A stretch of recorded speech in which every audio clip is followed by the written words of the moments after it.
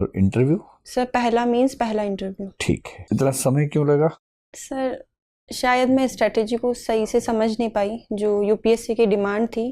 पहले दूसरे अटेम्प्ट में शायद वो लगा क्योंकि मेरा जीएस का जो पेपर था वो कुछ अंकों से छूट रहा था, लेकिन सर जब डिमांड समझ में आई तो शायद कहीं ना कहीं प्रेशर रह रहा था कि अब अटेम्प्ट्स बढ़ रहे हैं, तो सर सीसेट की वजह से नहीं हो पा रहा था।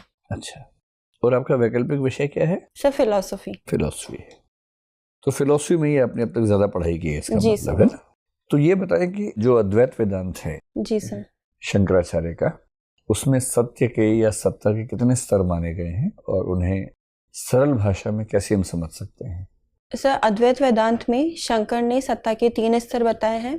पहला प्रातिभासिक, दूसरा व्यवहारिक और तीसरा पारमार्थिक। सर इसे हम सरल भाषा में इस प्रकार से देख सकते हैं, जैसे यदि कोई रस्सी को सांप समझता है तो